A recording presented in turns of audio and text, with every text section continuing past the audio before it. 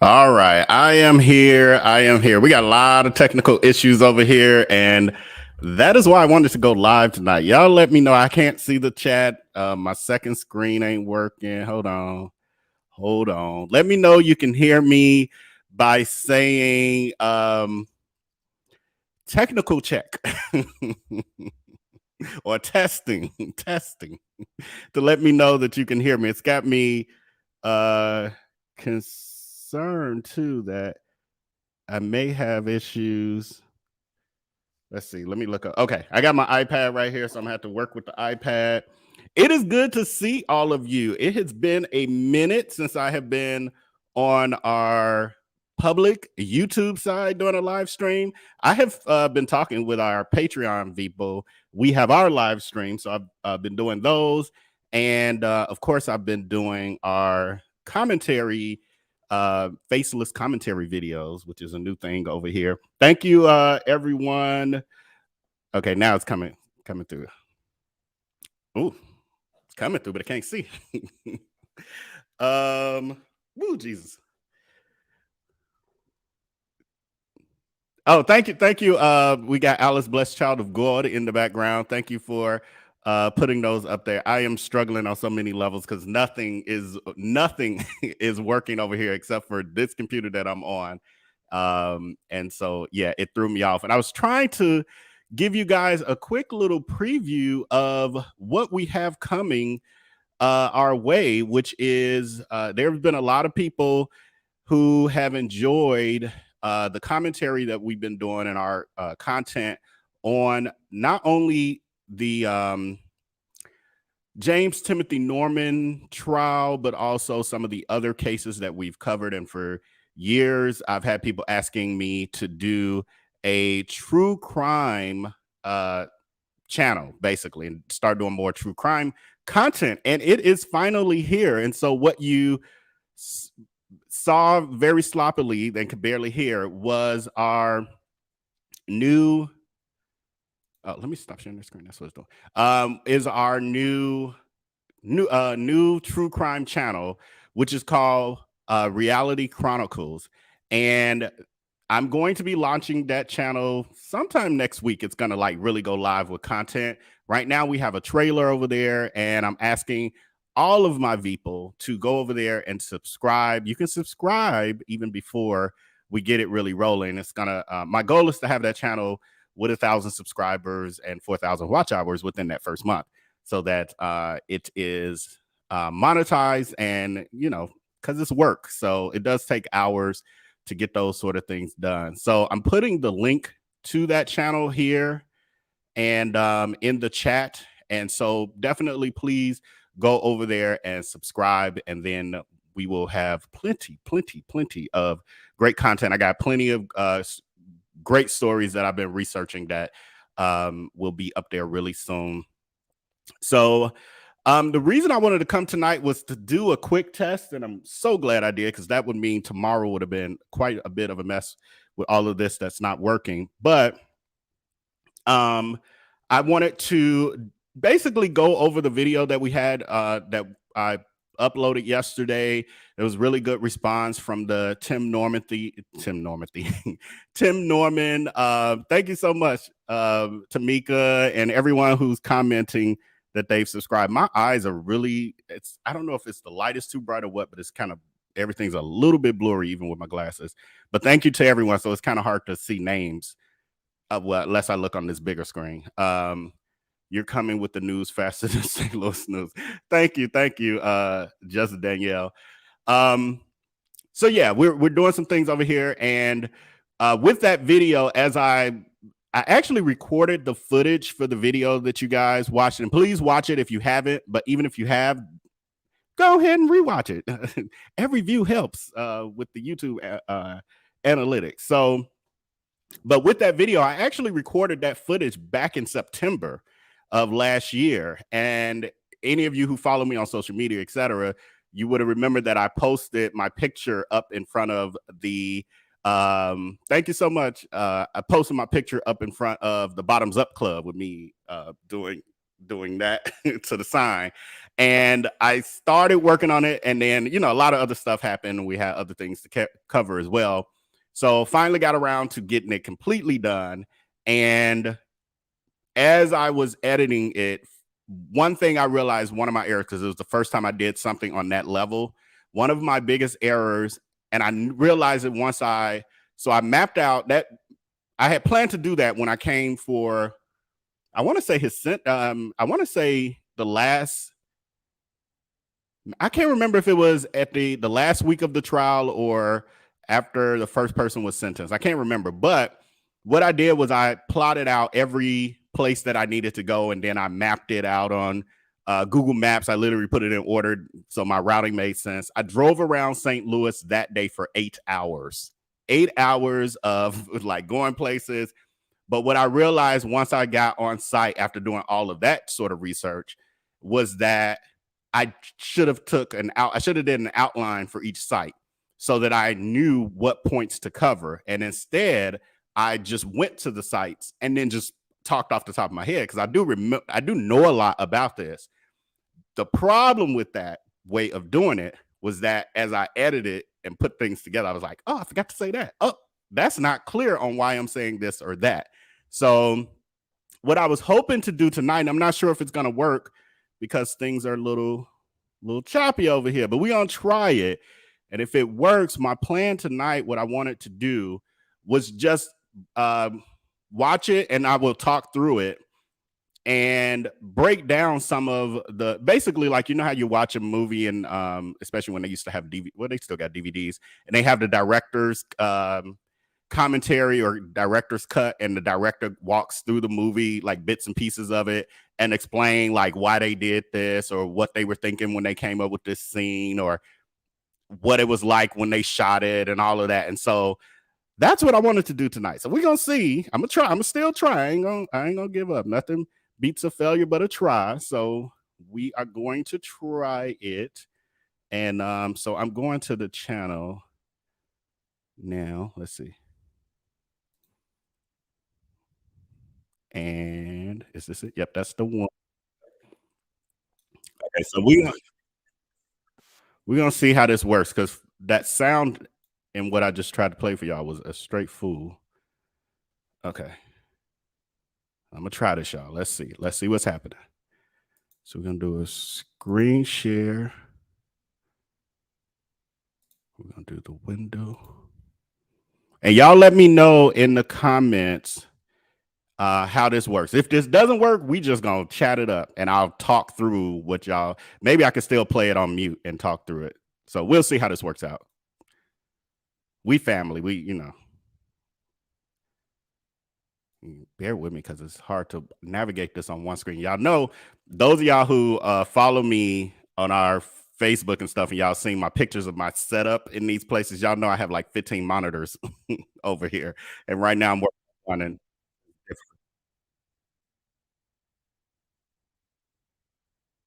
Can y'all hear that?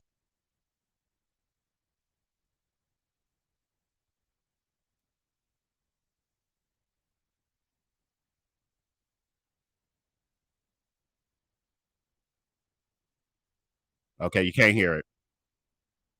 I'll mute it. At least I know y'all can see it. So wait, somebody's saying yes. No, I'm saying way more no's. No sound. I don't know why the sound isn't working though. That makes no sense. That makes no sense. This is a new computer and first time I'm sharing. Okay, we're not gonna worry about it. So what I'm gonna do, I'll do it with no sound. I am on StreamYard, Donna Hammond. Because it could be a setting that I forgot to do with because I do have this is a new computer I'm working on. Okay, good. Okay, Dre, Dre Parker. So what I'm gonna do is I'll just talk through it. I want you to watch the video anyway if you haven't. So I wanted to explain.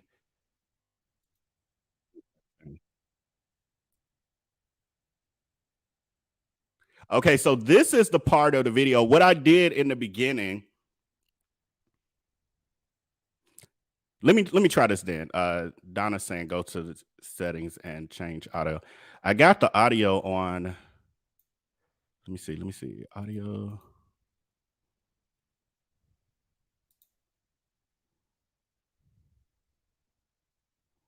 Let me try this. MacBook Pro built-in speakers. Let me try this. Let me know if y'all can hear this then. Let me know if y'all can hear that.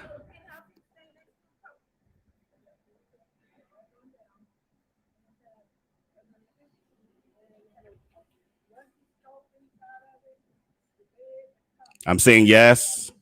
Yes. Okay, look at God. Won't he do it, y'all? Won't he do it? This is why I wanted to come. This is why something said go live tonight, even though it's late and I literally fell asleep on y'all. Okay, yes, but it's low. Try to turn your volume up as much as you can if it's low. Oh, you know what? I got it a little low on this side because okay, so that might help. All right, so let's do it now. So what you have here is the opening credit, well, the opening scene. What I decided to do was take the clip from the end, kind of like the thriller part of this, and put it at the very beginning. So this is what you're seeing as the kind of like eye catcher that thank you so much. Right. Thank you so much, Tamara. Okay, so let's play it. I'm discombobulated, y'all, so bear with me. So remember, somewhere behind us, approximately there, we have Travell standing in wait. Andre gets out of the car. Travell sees the door swing open, and he texts Terica, move.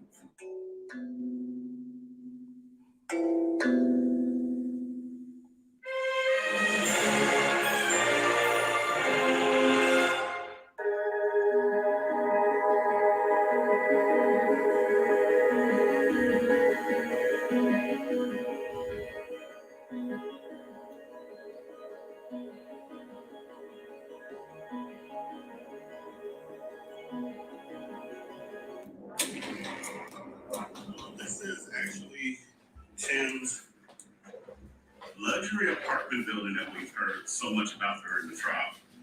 How rich Tim was, and how he actually had Andre set up in this luxury building. Now, mind you, that was Tim's version of the situation. He's up there honestly and crying and lying and stuff. Well, my brother had no access to those people. My mother, who would call my mother to send money and food. My mother would buy pizza out here to feed him. My mother was doing all of that. That was a lie. They had my brother out here in a slump.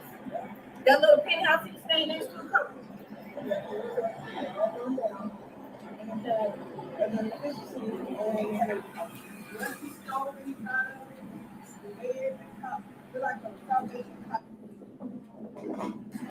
Little metal chairs. It was so small, little box of food when you lived there, right next door to the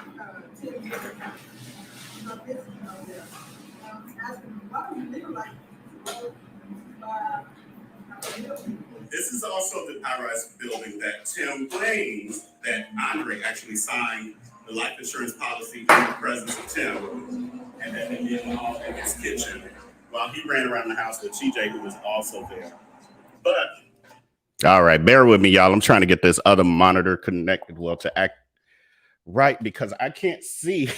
I can't see y'all and what I'm doing. And this screen is ridiculous. And it was working just fine before I went live with y'all. Let's see. If that doesn't work, I got to give up on it. Because I can't see y'all chat or nothing. Okay, it ain't going to work. I'll figure it out later. Okay, so what I added in here was the clip of Kayla and her aunt. This is Andre's sister and his aunt at the press conference after Tim was convicted. They finally let us know some stuff that we didn't know before. And so when I was giving the reenactment of being at Tim's apartment, one of the arguments that Tim's attorney was making or attempting to make was that Tim could not have possibly done what he's being accused of because Tim was so rich that he was taking care of Andre. In fact, he had requested, now I'm giving you Tim's version, not my version, but Tim was saying that Tim's argument, his attorney's argument, was that he cared for Andre so much so that he had requested that Michelle Griggs, Andre's mom, bring him or allow him to come back to St. Louis so that Tim could teach him how to be a man. So in court, what they were trying to say is that Tim was giving him an allowance. Tim had moved him, first of all, Tim had moved him into his penthouse building. What they left out was what Dre's family, the Griggs, were saying was that, yeah, he may have been in the same building, but Tim was in the penthouse and Dre was in some raggedy studio part. And what I can say that I could tell about the building and being actually there was it seemed like one of those mixed income buildings. So where they might have some high end, apartments or units, and then some were just studios. And I could just tell that because there was a couple people moving in and out, and you could just tell from the size of the trucks they had that, okay, you ain't got that much up in there. That's like a studio size moving truck. And so Tim was lying and saying his attorney was saying that Dre was even allowed to was driving Tim's cars. And I was like, ain't no way he was letting Dre drive them cars. There's just no way. And then on top of that, he's trying to say that in one sentence and one in breath. And then the other breath, he's trying to say that Dre was irresponsible and leading a life that was going to, not lead to him having a long life. That was just too contradictory. So in the press conference, they were breaking it down like, no, these were straight up lies. But this is why I wanted to give more insight into where this comes from and why they would even bring this up and why Tim would be lying about that, because he's lying about that you if that were true, then it would be less likely that you would have somebody, taken out who you put up, you gave money to, you got them a job, you gave them cars, you got them in a prestigious school and paid their tuition, all these things that he was trying to set up. And on top of that, they kept trying to bring out how much money Tim made from Welcome to Sweetie Pies, being the executive producer, the creator as well. But they wouldn't let that. Every time they talked about that, they objected to it. The government would not let him talk about that. Okay, so let's move forward. Bear with me, y'all, because this is just raggedy. Tim first moved out of the house with Charles and moved into his own place. On the show, they presented it like Tim moved out on his own into his bachelor pad. But what I've heard, word on the street, is that Tim was actually living with a woman here.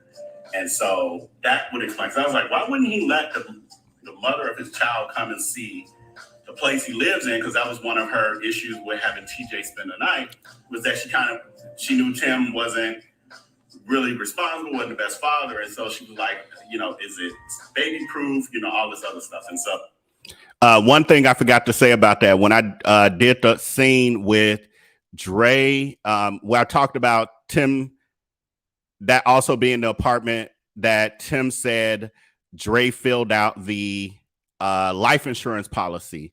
So in the trial, during the trial, Tim was trying to say that Andre actually was there and filled out the first insurance policy and signed it. And I said in here, I misspoke, and I said that Tim was saying Dre signed the life insurance policy in front of him while he ran around with TJ in the house. What I meant to say was Tim said during his testimony that Dre signed the life insurance policy and was working with YL by himself in the kitchen while Tim was running around the house chasing after TJ, who was a toddler at the time. So I misspoke. YL was there this is the story. Tim's story is that YL was there with Dre in the kitchen, and while he wasn't even in the room, basically. He was just there to pay for it. He wasn't there to, facilitate it. If y'all believe that, I got a farm in Alaska I want to sell y'all. That Tim claims that Andre actually signed the life insurance policy in the presence of Tim, and that they did it all in his kitchen while he ran around the house with TJ, who was also there. But when Tim first moved out of the house with Charles and moved into his own place, on the show they presented it like Tim moved out on his own into his bachelor pad. But what I've heard, word on the street, is that Tim was actually living with a woman here. And so that would explain, because I was like, why wouldn't he let the mother of his child come and see the place he lives in? Because that was one of her issues with having TJ spend the night, was that she knew Tim wasn't really responsible, wasn't the best father. And so she was like, is it baby proof, all this other stuff. And so basically, had he let her see it, it would have made all that process a lot easier. Do y'all remember that episode? I did a reaction. I did a whatever I was calling those, recap video, Welcome to Sweetie Pie's investigative series video on that particular episode where Tim was caring for TJ on Mondays on his day off. And he wanted TJ, this was when TJ was a toddler, he wanted TJ to start being able to spend the night with him. But in the show, they were presenting it like Janae was a big issue with that, and she didn't want TJ staying with Tim because she didn't trust him, and she felt like he needed to prove he was responsible, et cetera, et cetera. One of her main issues was making sure she didn't know if the house was baby proof and all of that. Well, I was like, well, why won't Tim let her, like, while I'm watching this, I'm like, why won't Tim just let her come to the house and help him baby proof it? No, things are good. That's when he painted TJ's room and went shopping with, I forgot, one of the friends and bought the baby crib and all the other stuff. Well, come to find out, this is the apartment that they're saying he also had a girlfriend at. So I was like, that's why he wouldn't let Janae come over there. I was like, it was just the oddest thing to me, because at that point in the show, it seemed as though they were not sure if they were getting back together or not. Like they were kind of on the outs, but possibly maybe still going to get together. So, yeah. So that's what that's about. All right, let's move on. But I can see now why he wouldn't let her see it. This is also the apartment building that Tim was evicted from, due to non-payment of rent. And this is the one that he was texting Charles about, saying, I'm about to get evicted, et cetera, et cetera. And so this is only like maybe a 13. So that's the other piece. So again, I should have had notes, should have had my outline. So when I was referring to the text message exchange between Charles from the show, who we know, and Tim, this was presented there. This is part of evidence. And when we will do the transcript reading, they will be released at the end of March at a very reduced cost. That's what I've been waiting on, y'all. But at a very reduced cost, they'll be released in March, at the end of March. So we'll do the transcript readings and reenactment, and I'll let y'all know blow by blow what was happening in that moment when what was said and how, and inflection and everything else. And we're gonna do that on the new Reality Chronicles channel, so we can get some likes and views over there. So I'll let y'all know when we do that. But anyway, part of the evidence was a text message exchange between Charles and Tim. Charles had texted Tim asking Tim for money. Surprise, surprise. So he texted Tim asking Tim for money. Tim told him, not only did he not have it and all of that, but he went through like, man, do you know how much my bills are? I got 10,000 a week on this restaurant and 30 a week on this restaurant and this on that and this on that. And he said in the text message to Charles, Tim says, and how much you think that is? And Charles added up and it was like $90-something thousand. And he was like, yeah, and I'm about to get evicted from my place. I got to sell my bike and something else he was saying. He got to sell his stuff because he's about to get evicted from his place. Now, this would then disprove everything that Tim's attorney is trying to say about how rich Tim was. We know Tim wasn't rich because we know he's responsible for what, allegedly, I got to say, responsible for what happened with Miss Robbie's burglary. And the fact that she was suing him. This was all happening around that same time frame. I don't know why people think he's so innocent, but so we know all of that. But his attorney, they're trying to paint a whole different picture. So what Tim's attorney was arguing and Tim testified to was that his text message response to Charles was actually a lie. It was him embellishing to make Charles leave him alone about asking for money because Charles would always ask him for money. And it's like, but we know Tim, the kind of person just be like, no, I'm not giving you no money. Quit asking, you bum. Like he doesn't have to go through all that. Anyway. So that's what that was about. And there's again, evidence of a text message exchange, but that was proving, and this actually, that text message exchange, and it's just off the top of my head, I feel like it was in January or so. It was like at the beginning of that year that Andre was taken, like literally Andre was taken within a couple months of that text message exchange between Charles and Tim, of Tim saying he's losing everything and he's broke, et cetera, and his expenses are too high. Very interesting, right, y'all? I tell you, it's so many layers to this, y'all. That's why I'm like, even with this video being what it was, I was like, oh my God, I forgot so much. I left out so much. Minute walk and a 2 or 3 minute drive from the Chase Park Plaza Hotel that Tim used for, his shenanigans with women. And that was because he didn't want them here at his house. He claimed that he had never had Terica over here because he didn't trust her. So he had her meet him at like Chase Park Plaza and other places that were not his homes. She claimed that she met him any and everywhere. Basically, she was saying like she basically had met him in his own home as well. Don't know who tells the truth with that one. But anyway, all right, let's move on to the next spot. Two things. For one, let me know in the comments who y'all think was lying. Was Terica lying about basically meeting Tim wherever, including his home sometimes?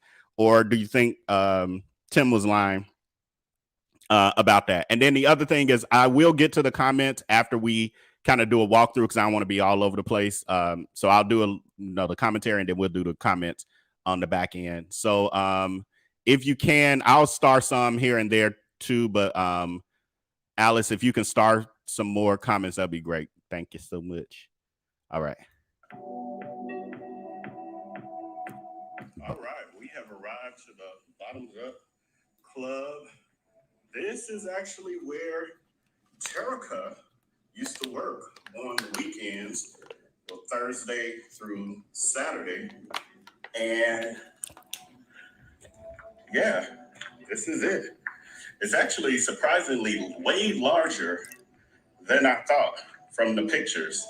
And it has a huge parking lot. Like all of this is the parking lot. All the way back there to those dumpsters right there. And probably even further beyond. And then all of this here.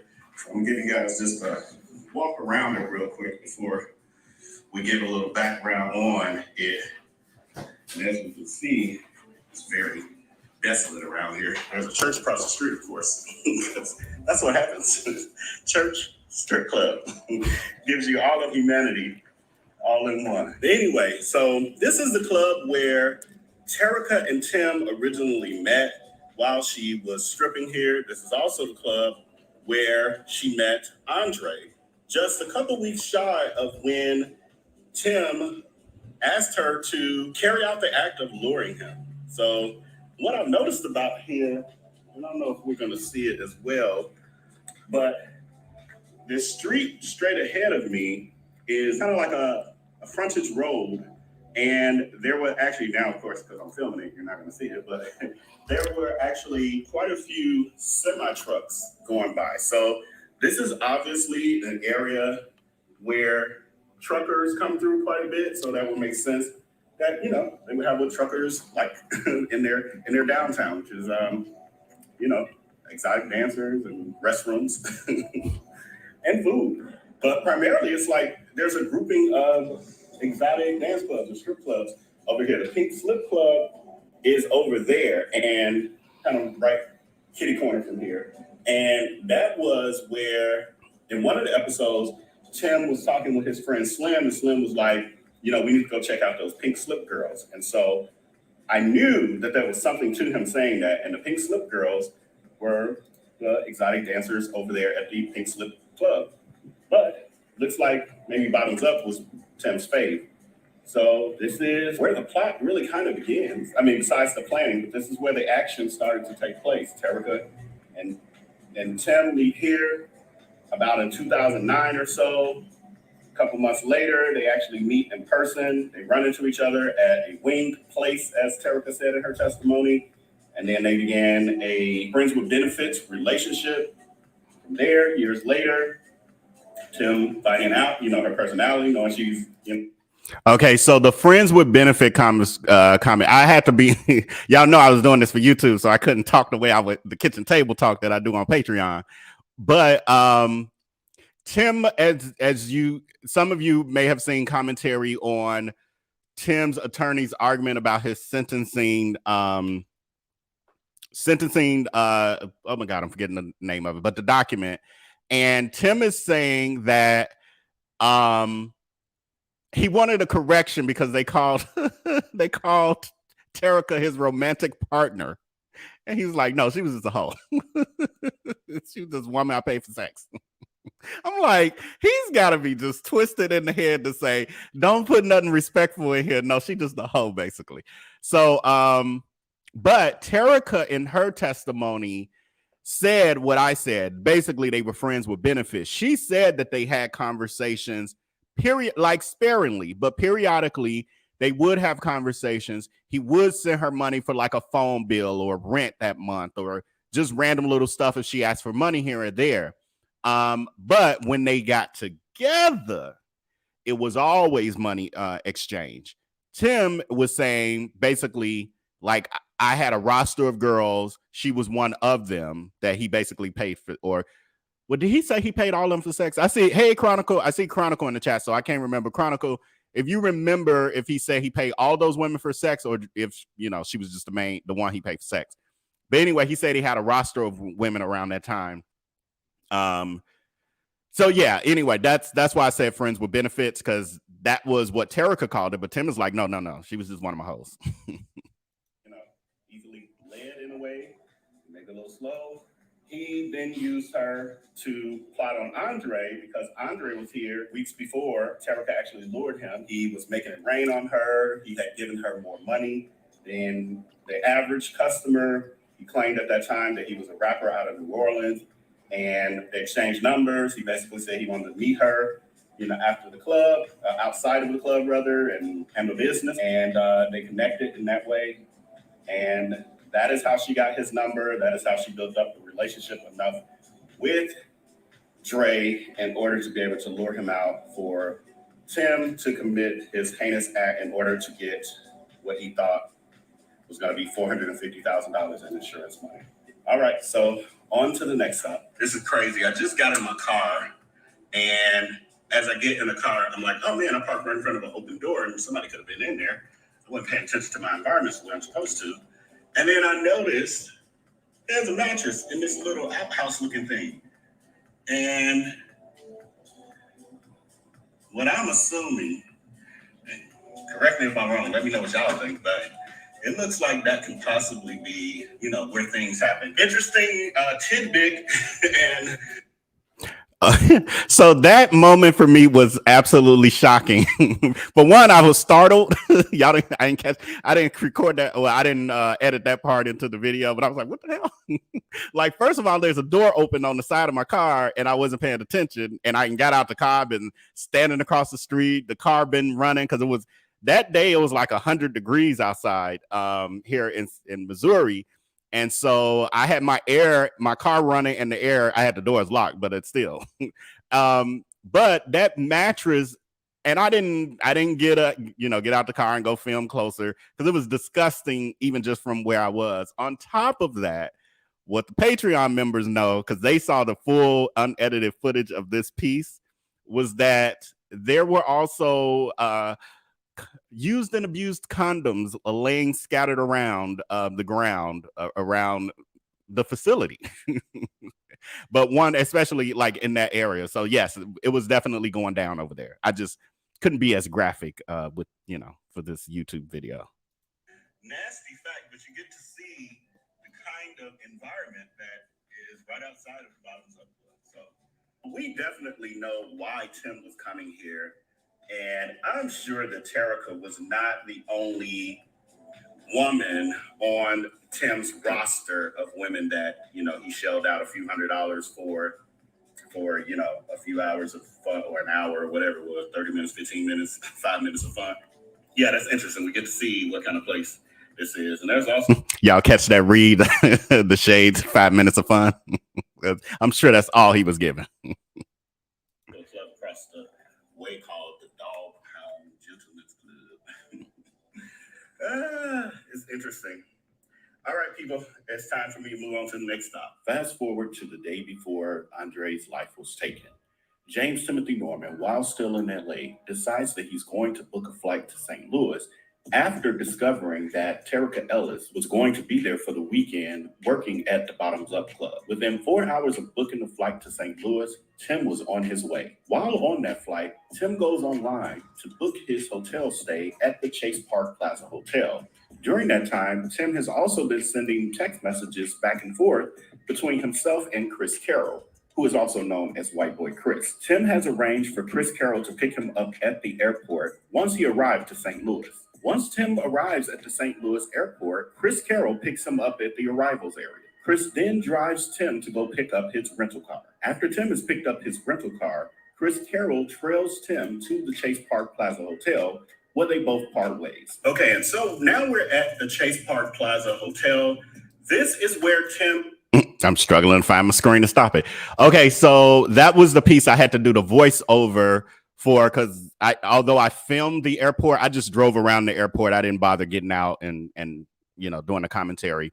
So this is the part that was only put together by the prosecutors and through their investigating the FBI of what the timeline looked like and what happened, because Tim ain't telling us how this really went down from his perspective, and he's the only one that really could, but he ain't trying to do that. So based on the timeline, and when we do the transcripts, it'll really break it down. I'll be able to explain it better. But long story short, while in LA, for whatever reason, Tim was prompted to feel like he needed to get to St. Louis ASAP. In theory, the way that they were presenting it during the trial is that Tim realized Terica was in town in St. Louis working at the Bottoms Up Club. Like he saw the flyer, he saw it on Facebook or social media, like she advertising that she's gonna be in St. Louis that weekend. He happens to see it. He's already having, like this thing in his mind, like, I need to make this thing happen. I need this money. And so the timing was right for him. And he's like, this is the moment for me to jump on it. So he then he then immediately books his flight to St. Louis, and literally within 4 hours of booking the flight, he was in flying out to St. Louis. He gets to St. Louis, and then now all while he's doing that, he's texting with white boy Chris. White boy Chris now knows he needs to pick him up. We saw like those text messages. White boy Chris is scheduled to pick Tim up at the St. Louis airport at like midnight. He does pick him up. He takes Tim to get the rental car, and then he trails Tim to the Chase Park Plaza Hotel. Now, in the very beginning, when all this was still coming out, new information to us, people were speculating that Tim and white boy Chris had a thing, and because they were old prison bunkmates or whatever, and that they had something going on, and basically they went to the hotel together, for special time, for some anyway, from some friends with benefits time. But from what was presented, Chris Carroll also acted as Tim's bodyguard. So Chris Carroll actually trailed Tim from the airport after they picked up Tim's rental car, because he was just making sure Tim got to the hotel safely, because Tim was basically like a local celebrity and people knew Tim had money, Tim was flashy. And so Tim, when he rolled, for the most part, he tried to roll with people, guarding him or whatever. And so that was what was happening. He was making sure Tim got to the hotel safe, and that's why they parted ways. Yeah. Oh, and then do I talk about this? Oh, okay. Then we go into this. Tim came to stay when he flew into St. Louis, basically at midnight Saturday morning. Tim then at about 6 a.m. So Tim probably, was hashing out his plan a little deeper, thinking it through. He then decides that he's going to call Terica. He calls her on the last number that he had for her. It was then not working. It was disconnected. So anyway, Tim then said that he hit up Terica via Facebook Messenger because he saw that information on one of her flyers. Tim messages her around 6 a.m. Terica responds somewhere around 10 a.m., 10:30. She then gives him her number. Tim asks her, what is she up to? She says she's getting ready to head home to Memphis.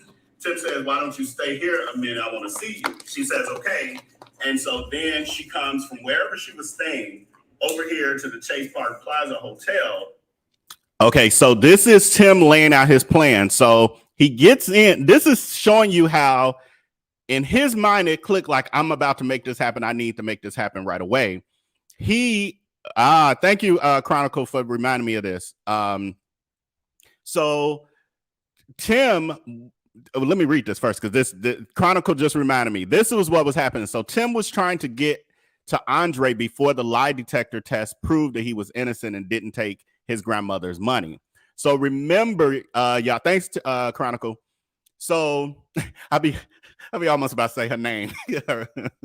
That's why I just call her Chronicle even when I see her in real life, because I want to slip up. But anyway, so if for those of y'all who remember the only reason that Andre came to Missouri that week during that time frame, came to St. Louis, was to go to the police to take the lie detector test to prove his innocence to his grandmother, Miss Robbie, because she had called him when he was in Texas saying she knows he stole it. Why is he running? We saw those text messages. I did a video on that one as well. Andre's fears, I think I called it, or something. But he took the lie detector test because his plan was he was gonna come in town, take the lie detector test, and fly right back out, because he knew that Tim was after him. And he was trying to tell, well, he had told people, and he was trying to tell his grandma, Tim is after me, and that's why I'm afraid to come there. It's not that I don't want to come there to take the lie detector, or that I'm running or hiding from you. I'm hiding from him, who's trying to get me. That was ignored. Based on what we saw, that was ignored. So then he does take the lie detector test. However, Dre had smoked marijuana, and so it was his lie detector, it was impaired, and so they wanted him to wait a couple days till his system was completely clean and then retake it. And unfortunately, that never happened. He ended up being taken before that part could happen, before he could go back to take his lie detector test just a couple days later. So that was the urgent. Thank you so much, Chronicle, because it's so many pieces to this. That was Tim's urgency to be like, oh, we making this happen now. And then on top of that, Terica's in town this weekend. I see this flyer. I know she's gullible enough. I'm finna set this up. And all the pieces started to play out. And so now Terica is being lured to the hotel to be pulled into a plot that she knew nothing about, and just was, slow. To meet up with Tim. We already know they have relations. Then the conversation about Dre comes up through some small talk. Even though it's planned. And then from there, Terica starts texting with Andre per Tim's instructions. Once it's set up that Andre will meet up with Terica, is willing to, then Tim's next plan of action is for Terica to get a burner phone. And so then they go to the nearest Walgreens. Now, I just plugged in the address for the Walgreens that they went to. And Tim did say in his testimony that the reason they went to this particular Walgreens was because it was walking distance. It's extremely close. Although they still drove to it, it was very close. And again, he claimed during his testimony, Tim Norman claimed that he wanted Terica to get a burner phone because he had a live-in girlfriend and he was basically cheating on her, and he wanted to have a way to communicate with Terica without this woman knowing. And so he wanted to have Terica have a burner phone too, which made no sense, of course, but that's what he told us in his testimony. I'm just repeating what he told us. So while Tim waited in the car, Terica went inside of the Walgreens to purchase the exact track phone that Tim had instructed her to buy that they would then use as her burner phone. So she goes in and then she returns to Tim's truck. She gives him the phone, and Tim then begins the process to activate both phones, both the phone that he had already purchased and the phone that Terica had as well. And while he did that process, Terica went back into Walgreens and just began to shop. She stated in her testimony that she was in the Walgreens approximately 45 minutes before Tim was done. Once he was done activating the phones and Terica returned to his truck, he then informed Terica that she needed to use only that phone to communicate with Andre and tell him that her original phone number was going to be disconnected and that she had damaged that phone. She then communicated that to Andre and informed him to only use the burner phone. Tim then instructed Terica to change her phone number to her real phone and that she needed to do it the same day. Terica then, at Tim's instructions, found out Andre's location and texted Andre that basically she wanted to see him, etc. Andre then replied that he was going to be at the Quinta Inn Hotel in Hazelwood, Missouri. And so then Terica said that she was on her way. Dre then hit her up saying basically she was playing games because it was taking her too long.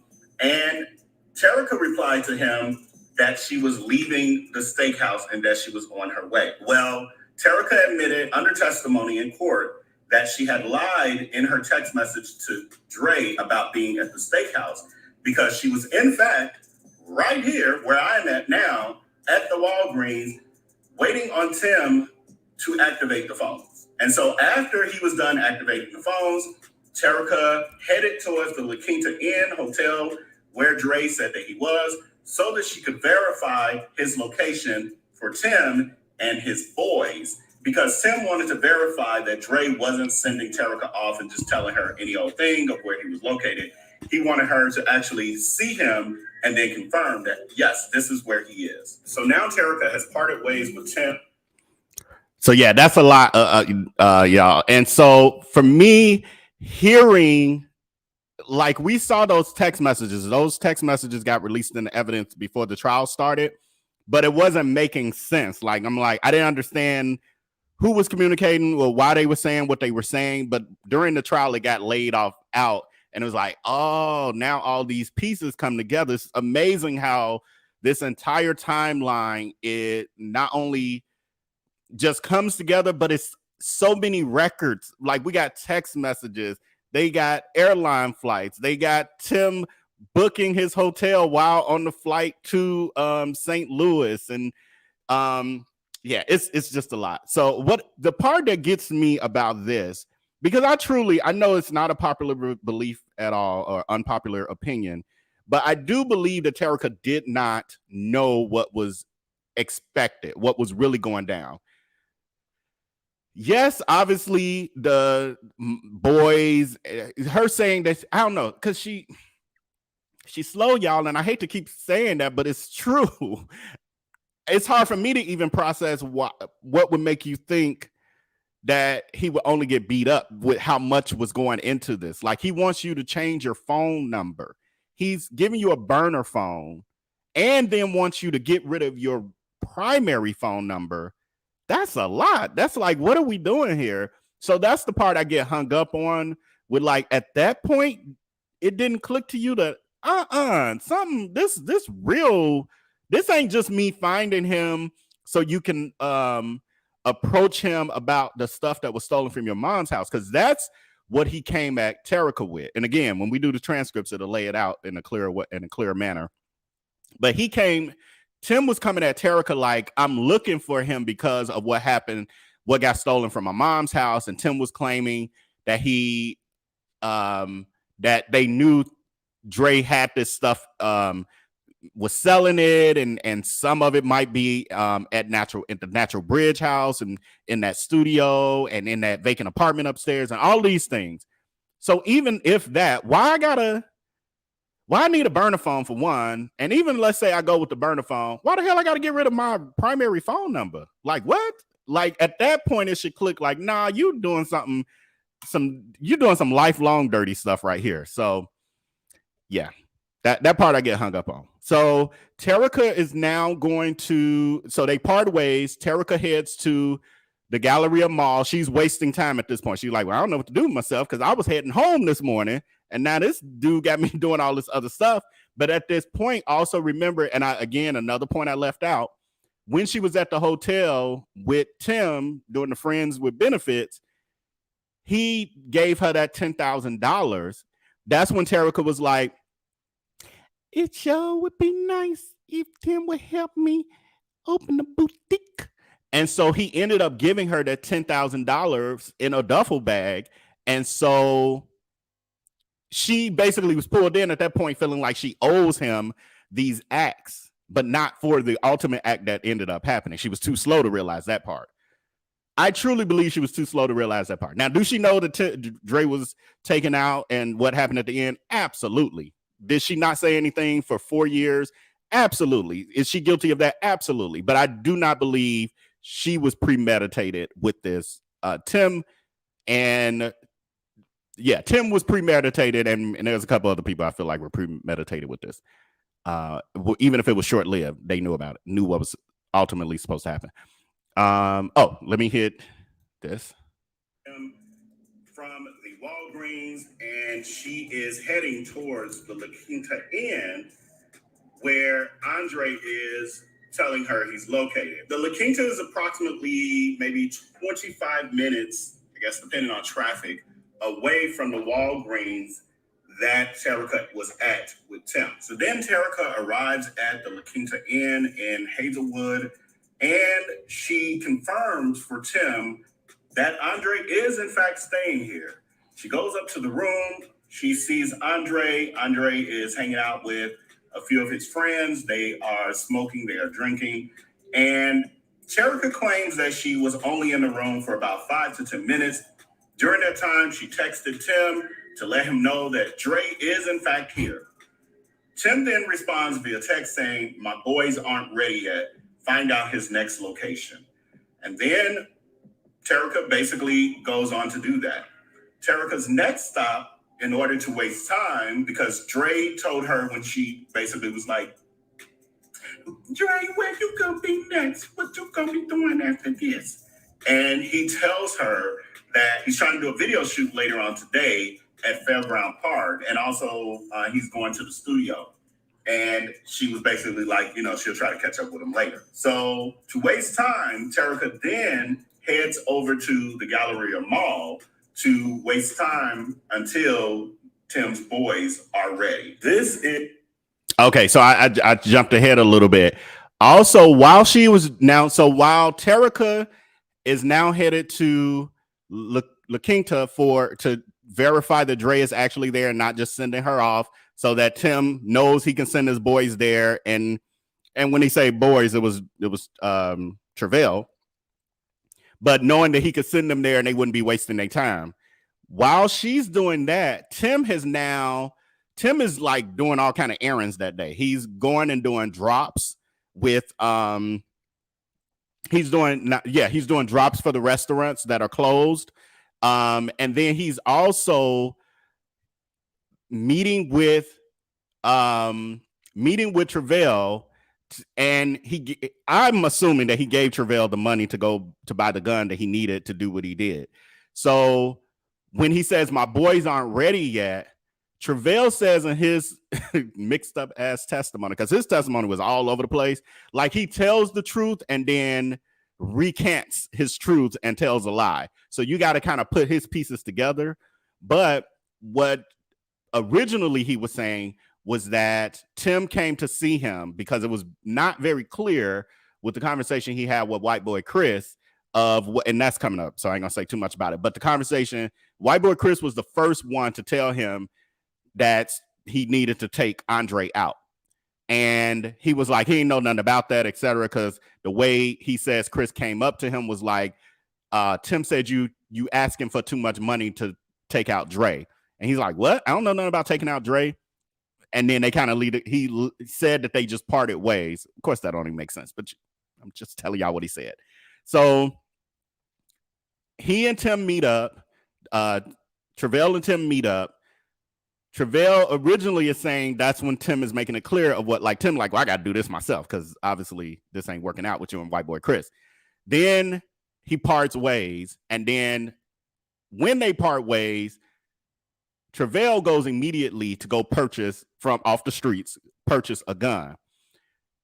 Tim is waiting on Travell to do all of those, all what he needs to do, his transactions, to then tell him he's ready to go find Dre wherever Dre is.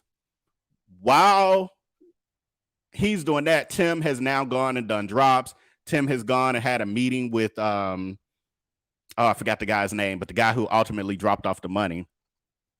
Yeah, Tim was doing Chronicle saying Tim was doing bank runs that day too. Right. He's just all y'all. I can't wait for the transcripts because there's so many pieces in my brain is like remembering pieces all over the place. But okay, so all that's going down. He running errands like it's a regular ass day. Like I'm literally about to take out my blood, period, no matter what cousin or anything else. But I'm literally about to take out my blood, my nephew, my only nephew of my only brother who is now gone. I'm taking but I need to run my errands. Like and he was having meetings. He was having a meeting about the video that he was doing that was about to come out in a couple weeks. What is it, DJ Beats? Was it DJ Beats Chronicle? I think that's, yeah. Thank you, Power Dynamics for life. DJ Beats. So he having meetings with DJ Beats back at the Chase Park Plaza. He was actually offering the room up to DJ Beats, but DJ Beats and his girlfriend got there and turned it down because it was nasty from the Friends with Benefits session that he had with Terica earlier that day. Condoms everywhere. It was nasty. It was a lot, y'all. So what Travell says is not only did he go and get the gun, but Travell said he went back to the corners hustling. He was like, selling drugs and doing what he do during the day. He's doing his job and getting high too, getting himself built up mentally, I guess, or whatever, to go ahead and ultimately do it. So it's a few hours after Tim had met with him that morning, probably right after leaving Terica to give Travell the burner phone and all the other stuff, because Travell had a burner phone too. So all that's going down, all while that's going down, Terica is at the Galleria Mall communicating with Dre on and off and buying him True Religion jeans and, and all of that. So craziness, y'all, craziness. Is the area where Travell Anthony Hill lived. I'm not exactly sure of the address, but we are definitely in the Peabody community. And so behind me is actually the place where Travell Anthony Hill met with white boy Chris for the first time. And this is where white boy Chris then informed Travell, saying that he was charging Tim too much, or Tim said he was charging too much to take the life of Andre. This is also the place where days later, when Tim actually came to St. Louis, he came over to this community and he ended up meeting with Travell himself. Travell admitted that he got in Tim's truck and they had a discussion, but he said that they never talked about anything pertaining to Andre or taking the life of him or anything like that. However, once he got out of the car or out of Tim's truck, he immediately went to purchase a weapon to commit the act of taking Andre's life. And so, once again, here we are at the Clinton Peabody projects. All right, so on to our next stop. So, Terica. So yeah, that's the lie that so so crazy, y'all, because Travell was supposed to be like a star witness. Really, Terica and Travell was supposed to be like these star witnesses. And then Travell got up there and he was like, I got to go back to prison and y'all ain't finna get me shanked for like being no snitch. And so he just basically lied about everything. Like he did everything he could to not implicate Tim. And that was literally, for y'all who don't remember, that was when during Travell's testimony, because before that and even, well, before that, Tim had zero emotions throughout the entire trial. And not until Travell's testimony did he finally give us any emotion when he was like, I didn't do it. That was the only time. And then after that was when he got on the stand. I just wanted to help the youth and show them you can make money by selling chicken. Like those were the only two times we got emotions from him. But Travell said that when he got in that car, and we know that when he got in that truck with Tim, that's when the plan went down. That's when he hashed it out.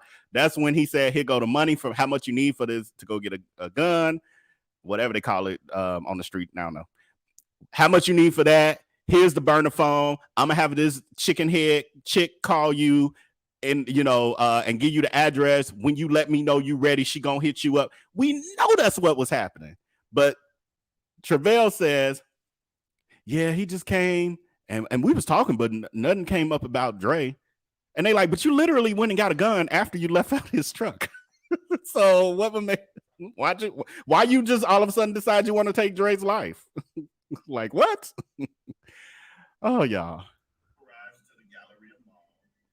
This is where she spent about 3 to 5 hours wasting time, burning time, while she waited on Tim to say that his boys were ready so that she could get the new location of where Andre was so that Travell could appear there. And while here at the mall, Terica was checking in with Dre periodically. During one of the phone conversations, Andre asked her to pick him up an outfit because she was shopping.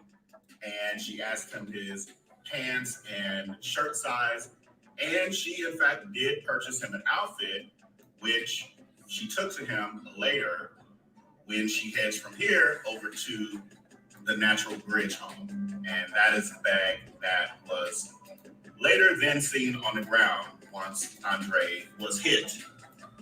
Also, while here at the mall, Terica, per Tim's instructions, changed her phone number for her original phone as well. So she went to the phone company within here, most likely AT&T, since it was stated in the trial that everyone had AT&T phones. Everyone who was related to this case, whose text messages, etc., they pulled, they all happen to have AT&T. So I'm assuming that there's an AT&T store in here as well. And so she was in here while her phone number was also being changed. She was shopping. And then from here, she headed over to Natural Bridge once she got the go ahead from Tim, once she got the okay, my boys are ready. She got the address from Dre of where he was, and she in turn gave Tim that address, or sent Tim or told Tim the address. He then asked her to reach out to Travell himself and give him. Just for those of you who aren't aware, as I'm narrating this, I'm literally driving to the Natural Bridge house, and I'm around now. I'm going down the street on the other side street to go around the corner, to go around the block, to be facing towards that house.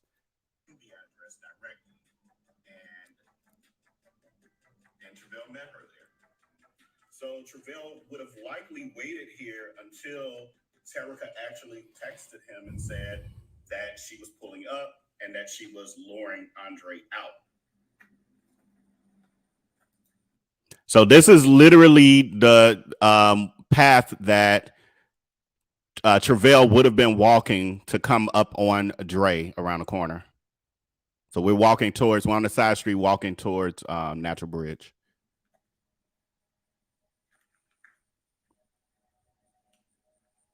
So Travell would have come down and walked around this corner here. Right in front of me is the street here is Natural Bridge, and right across is Fairground Park. So Terica tells him that she's pulled up and Andre is coming out. Travell told us during his testimony that he was literally standing right here at this railing when Andre came out. So Terica, in her testimony, said that the block was full of cars parked. So she had no choice but to park a couple houses down the street. And so what we can assume is that Terica may have been parked either where the red pickup truck is, or even as far as where the yellow truck is. So Terica pulls up. Andre then comes out of the house. From the testimony we heard that when Dre came out, Travell said that he was standing here and he asked Andre if he had marijuana because he was trying to identify him, because he wasn't sure if it was Andre or not. Andre answered, and never said what answer he gave, and then Andre walked down to where we presume Terica was parked, which we know is a couple houses down. So let's just go with the pickup truck, because this is the Natural Bridge, the home that's a part of the case. It's 2 houses in, so we say a couple, this home here, and let's just go with here. The third home down would be about where this red pickup truck is. It's just a guesstimation. So we know that after a couple minutes of talking, Dre then gets out of the vehicle, he gets out with his bag, and at the point that Andre is getting out of the vehicle, Terica gets a message on her phone saying, "Move." And so she immediately takes off, per her words, and then calls Tim. And she's like, "What the F?" She says she heard some shots, and then she says, "Should I call Andre?" Tim then says, "No, get out of town and don't come back to St. Louis." And then he tells her also to get rid of her burner phone that he had just asked her to get. And so she then heads towards the highway back towards Memphis, as she was originally planning to do that morning, and Tim instructed her to do. So remember, somewhere behind us, approximately there, we have Travell standing in wait. Andre gets up. I realized that part I had misspoke when I said, and Tim told her to do. Hold on, let me, I had tuned out myself. To get rid of her burner phone that he had just asked her to get. And so she then heads towards the highway back towards Memphis, as she was originally planning to do that morning, and Tim instructed her to do. And what I meant to say there was Terica's original plan was she was supposed to be on the road about 11 a.m. heading back to Memphis, going about her little happy business, and her whole day got turned upside down. So basically, Tim had used her and then told her, "Now go your ass home," basically. So that's what I was trying to say in that moment. So remember, somewhere behind us, approximately there, we have Travell standing in wait. Andre gets out of the car. Travell sees the door swing open, and he texts Terica, "Move." As Dre gets out, Dre is now walking back to the house. It's quite a few steps to get back. So this gives Travell time. Remember, Andre is also on the phone at this point, presumably. And so this gives Travell time to text Terica, and Andre's probably walking slower. Okay, not to cut off the buildup, but what was stated in Terica's, I'm thinking it was Terica's testimony, is that when Dre got in the car with her, he was only in the car like 2 to 3 minutes max. It wasn't a long conversation at all. but then his phone rang, and then he answered it as he was getting out of the car. So that's why I'm saying presumably when he answered, he was probably still on the phone walking down the street. So I don't know. It was never said in court or anything if he was on the phone with anyone or if anyone like heard it. None of that came out. But presumably he may have been on the phone walking, and that could have impaired his judgment to be like, okay, why this dude still standing there? What's happening? And it could have also meant he might have been walking, a little slower or whatever for Travell to have time to be texting Terica move and doing all that he did. Just very unfortunate. He gets here, he starts his way up the steps, and then Travell said that's when he fired at him. And he said that Andre was near the top of the stairs, and we know that Andre collapsed and then crawled into the home when that happened. He ended up collapsing. He got shot in the abdomen, in the arm. He ended up crawling inside of the home, made it to the dining room of the home. And that's unfortunately where he's lost his life. And so at that point, we know that Terica drove off. She went in that direction. And then Travell escaped. And he went here in this direction around the corner.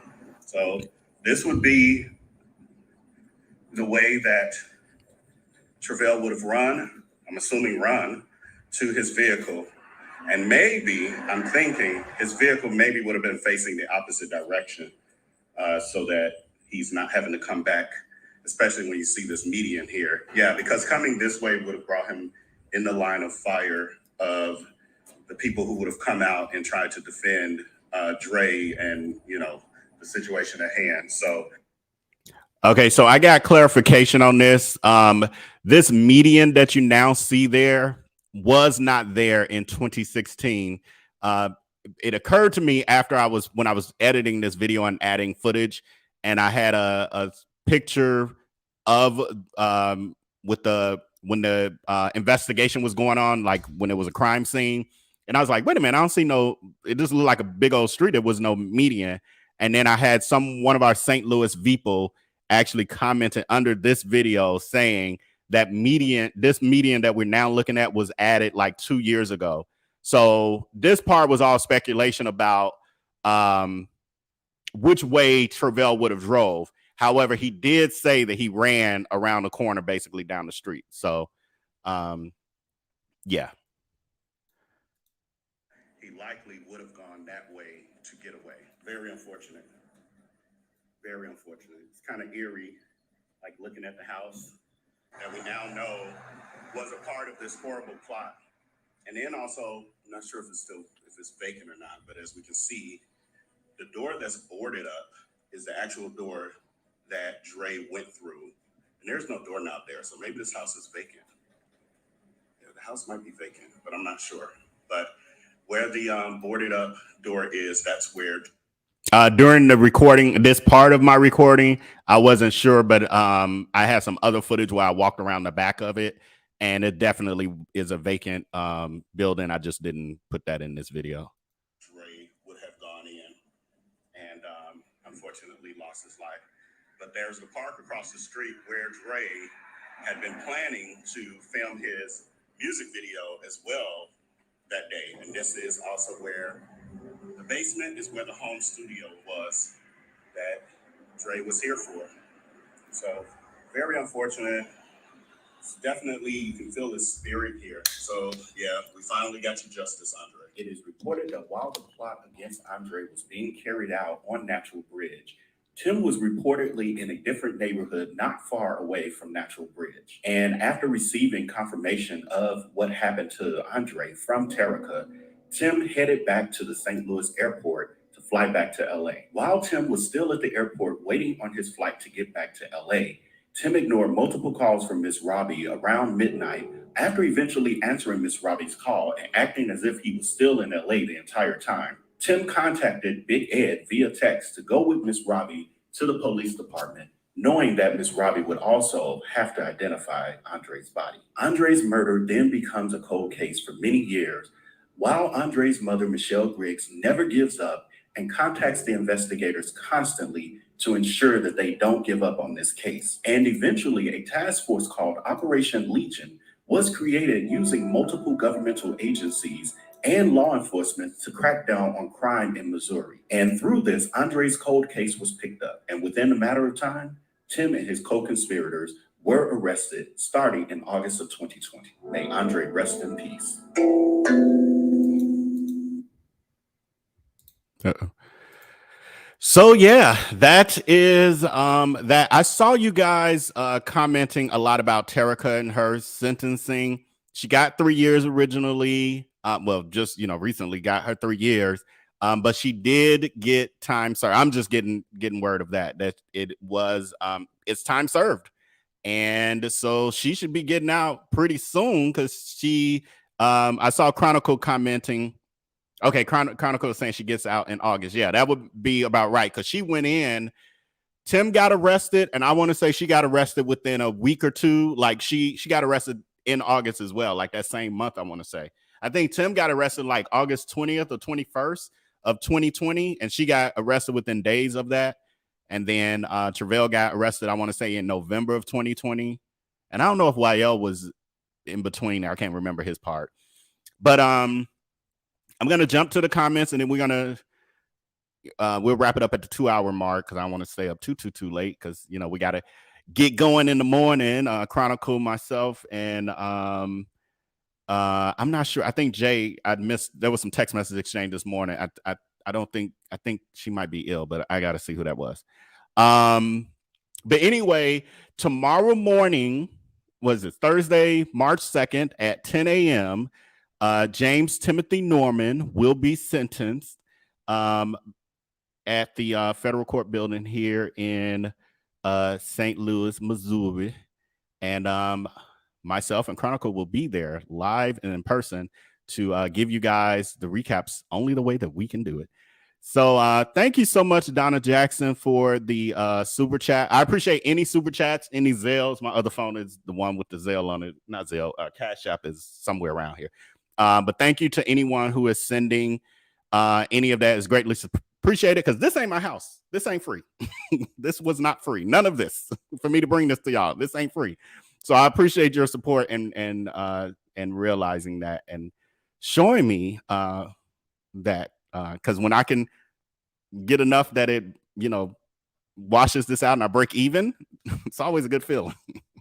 And I ain't always broke even on these trips, but I appreciate when y'all help. It says Deborah Davis says, what time is the hearing tomorrow? Okay, we just talked about it. I plan to be there. Yeah, so tomorrow at 10 a.m. Tomorrow's probably going to be busy. I'm sure there's going to be media there and all that. It's going to be quite a little bit of a circus there. So, but it's tomorrow at 10 a.m. at the Eagleton Federal Court Building. Says, hello from St. Louis. Be careful, Vail. Supposed to rain real bad tomorrow, FYI. Okay, thank you. The rain ain't stopping me, though. I want to tell, I need a phone number. Here's I should have had that going earlier. Where is it? Here we go. Scrolling across the bottom of your screen. Thank you so much, Vic Carter, for reminding me. I forgot all about that. My all ways that you can support me, Cash App, Zelles, all that good stuff. Appreciate you in advance, everyone. There you go. It's there now. Thank you. Thank you so much, Andrea Edmonds. Really appreciate you for the super chat. Lolita, I was wondering if he would scream, I didn't do it after his sentencing. Well, he's now screaming #innocent. That's from that post he had on Instagram, that foolishness.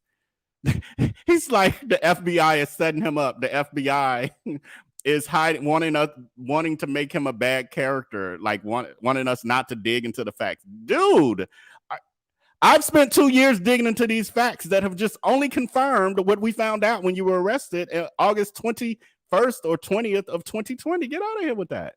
Gaslighting us, y'all. Gaslighting us. Chronicle, he's gaslighting us. Ridiculous. Yeah, Tim has not been sentenced. That's tomorrow morning. I know people join at different points, so I'll still respond to those things that we covered. Letitia Harris says, at this point, I don't think Tim is capable of telling the truth about anything.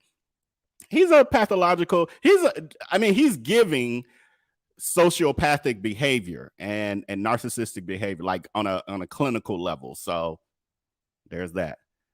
Taiwan says, yes, it's still open. Yes, it's still up. I forgot what we were talking. Oh, I think you were talking about Bottoms Up when I saw that comment. So yeah, the Bottoms Up Club is still open. It was opening that day. I did my tour of St. Louis. I think I started somewhere around 9 or 10 a.m. Around 10 a.m. I think that day, and finished somewhere around 3 or 4. And I did that on purpose because I needed to do these things during the day. For one, I could see, but for two, I was going into, suspect areas, and I needed to, be out there when it was the safest to possibly be in some of those places. Terica really made it popular now. Yeah, talking about Bottoms Up Club. We talked about that. Yes, tomorrow morning, 10 a.m. Never trust a man that's shaped like his Southern grandma, right?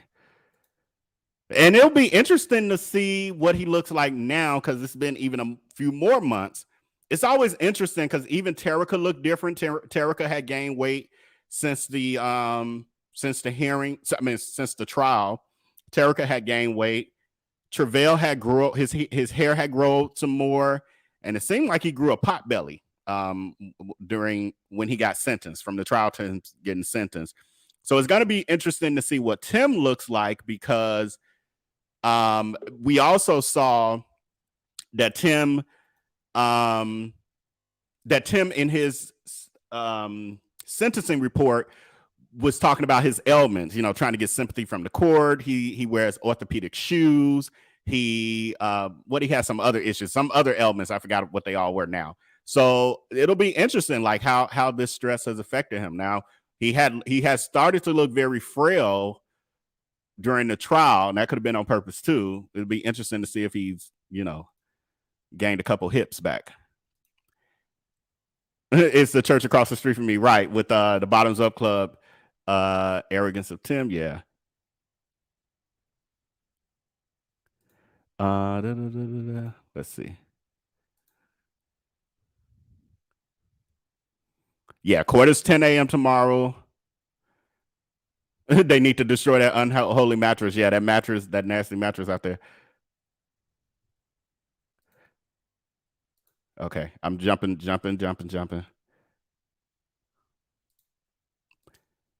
Yeah, and Tim manipulated most of the people that were involved in this. Like, really, yeah, I would say pretty much everyone who was involved in it got manipulated on some level. Now, how willful they were in their participation, that's, up for debate. But he manipulated Wael, and Terica for sure. I think both of them were fully bamboozled. Travell is the only one, although he was hyped up on drugs, so he was manipulated to a degree because he was just out of his mind on drugs. He said himself for, that whole year. So Tim took advantage of knowing that as well. Okay, yeah, we talked about the lie detector test. Says, I hope, Elizabeth says, I hope Andre's gentle soul can finally rest in peace after tomorrow, and his family can get some comfort as well. Blessing that young man and his blessings and prayers to Andre and the Griggs family. And yeah. And I remember in the press conference, I don't think I had that part of the clip in this video, but Kayla was saying that Dre was like, forget it, I'm gonna go and I'm gonna take one for the Angels, all of that, as far as him coming here to prove his innocence.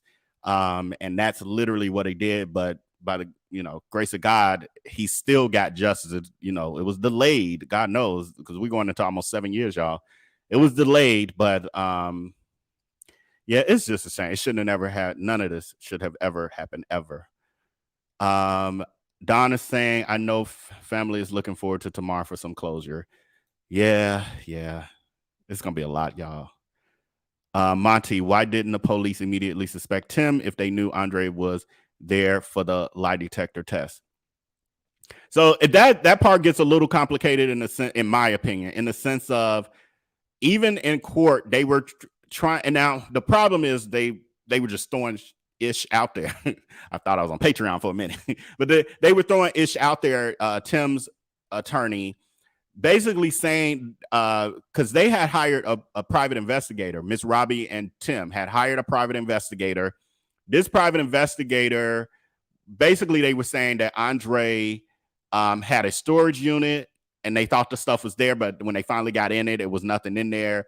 They were talking about the stuff was probably at that Natural Bridge home, some stuff was at a pawn shop, all this kind of stuff. Now, none of it was proven, and they were just throwing ish out there, throwing it at the wall. So I don't know what parts were true and what weren't, but they were also giving that information to the police investigator. So at that point, this was probably what they were going off of, that information or that storyline, because Tim was creating a storyline just like he did for Welcome to Sweetie Pies for us for 7 years. That was a storyline. We thought that was partially their real life, but that was a storyline for us. So yeah, the police were going off the storyline. So that would be why he did a good job of keeping the eyes off of him, even though it was like all arrows pointed towards him. It was obvious that he would be involved. Andre Carr says, Vale being funny with that B-roll bed. We know that room looked more like that outside of Bottoms Up. Actually, no, that room did not actually. That the bedroom they went to, the hotel that they were at was the Chase Park Plaza, which is like a high-end luxury hotel. Now what they made it look like afterwards with those condoms strewn about per DJ Beats testimony, that's a whole nother story, because his DJ Beats girlfriend at the time didn't even want the room for free for the next day or two that Tim had booked it, because Tim even left Tim booked his hotel for longer than he actually stayed in St. Louis. He left I think a day or two earlier than what he had booked, because he was trying to get the hell out of Dodge. All these things add up, but we're supposed to forget about this.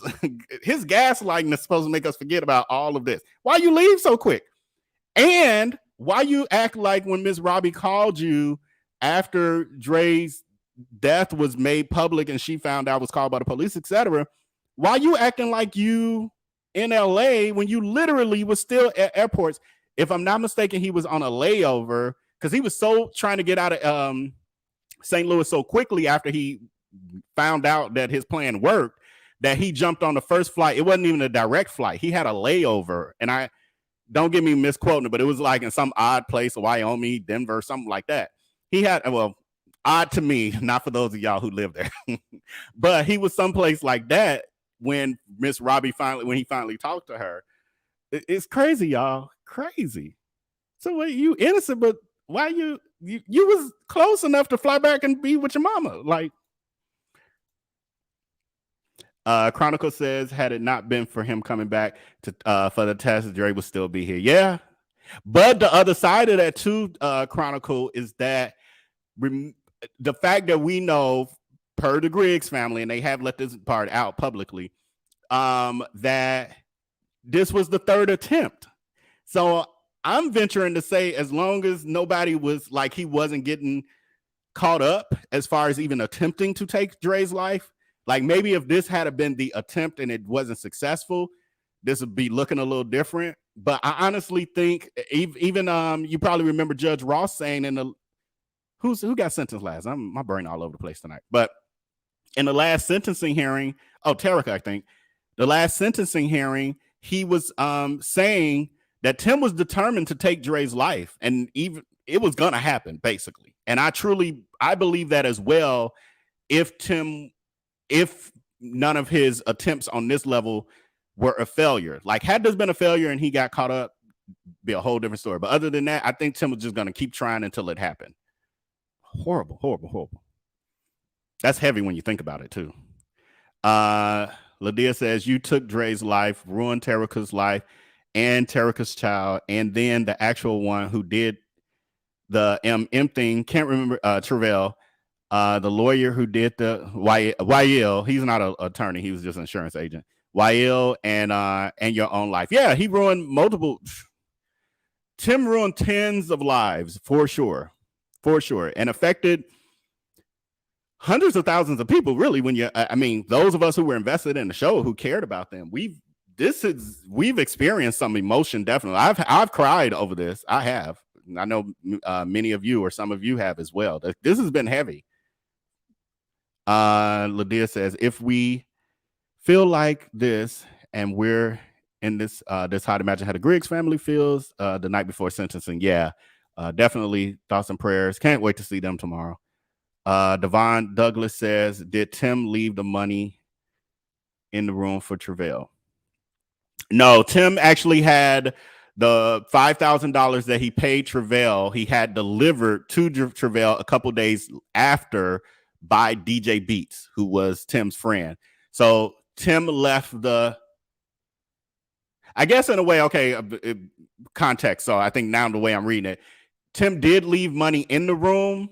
He left the money in the hotel room for DJ Beats to pick up and then take to Travell. So yes, he did leave it in the hotel room for Travell, but Travell didn't get it himself. DJ Beats delivered it. But Tim, again, this master trickery he was doing with everyone, Tim presented it like, because remember, DJ Beats, this dude, if only he used his talents for good, because he was creative in creating, he created a storyline and then acted it out, basically. So he had DJ Beats come to the hotel, to that room for a meeting about the music video that was coming out on BET, the rap video, in a couple weeks. I think is the one that I played, the home one. So now DJ Beats is comfortable with the hotel room. He's been there. He knows where to go, all these good things. He leaves. He goes about his business. Tim hits him up. I don't know if it was the next day but Tim hits him up at some point later, then says, hey, I had to take off and leave St. Louis, but I left a bag in the hotel room. Can you grab it for me? I left money there. So Tim is now acting like, damn, I was rushing to get back to LA and I left $5,000 in a duffel bag or in a bag in a drawer at the hotel. Damn, but you my boy. Can you go grab that for me? And he's saying, I still have the room for a couple more days or whatever it was, a day or two. You can actually stay there as well. So you can stay there and use up the rest of my time and then also grab that money from me. And then I'll let you know what to do or when I'll get the money from you at some point. Now, what DJ Beats was saying was that wasn't entirely completely strange for Tim to give him money to hold for him, because Tim had given him upwards of $20,000 before to hold for him. So it wasn't like, what the fuck? What you got me? Hold on. Y'all got me thinking I'm on Patreon. But what the F? So he's like, okay. And so DJ Beats goes to the hotel, the Chase Park Plaza, which is supposed to be, it's a nice hotel. He takes his girl with him as well, because he like, oh, we gonna go and we gonna spend the weekend there, whatever, couple days, because Tim got this space and he's just gonna let us stay there for free. Well, she get up there and she like, the hell going on around here? Somebody been using and abusing these condoms around here. So she's like, we not staying here. And so DJ Beats said, because it was nasty, because Tim hadn't cleaned up, made no bed, laid the condom wrappers everywhere. Because Tim hadn't cleaned up behind him and Terica from earlier that day, DJ Beats, so it was the same day. DJ Beats then just grabs the money out of the drawer, the bag, and then they head out. He says then a day or so later is when Tim hits him back up and says, hey, that money you grabbed for me, could you take it to my cousin Travell over in the Peabody Projects? DJ Beats knew of Travell, like they were friendly. I think he said they had been on vacation together once or twice, like as a group, and Travell was in the group. So it wasn't like it was a total stranger, but he said he felt funny about it because it was just very odd. And he got him going to the hood, to the projects. So he said he asked his brother to go with him because it just felt crazy. But he was like, let me go and get rid of this money, get this money. So he said he took a picture of the money because there's literally that evidence was out there in the beginning too. He took a picture of the money because he felt something was odd about it. So he took a picture of the money while in his truck.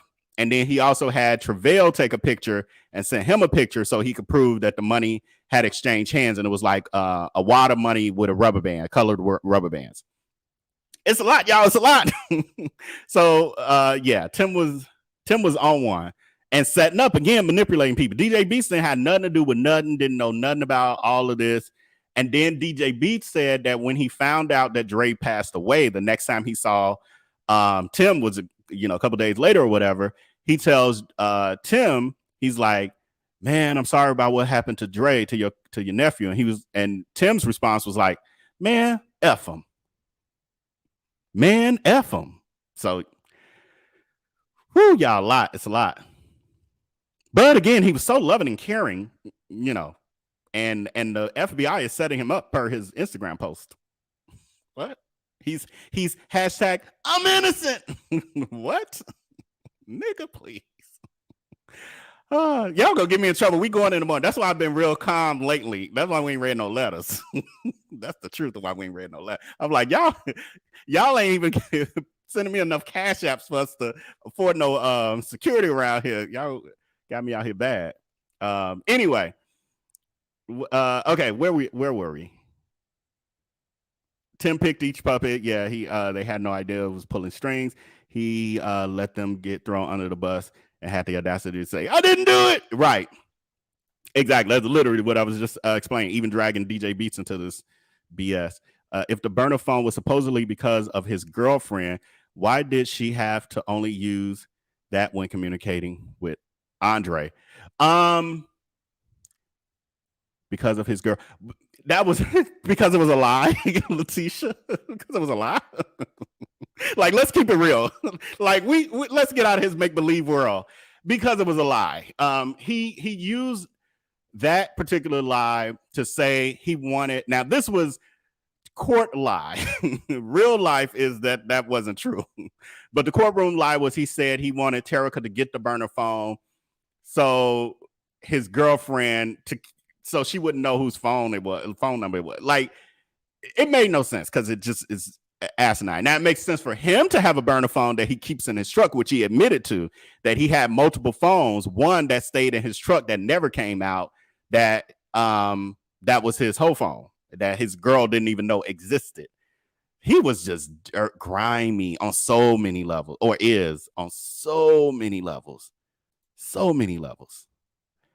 Tim should have taken the plea, taking this to trial, put the nail in his coffin. Yeah, I'm with you, Chronicle. I'm feeling like we just finna hear a life.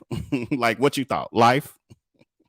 I feel like that's all we're going to hear is that he's getting life and see the reactions. That's it.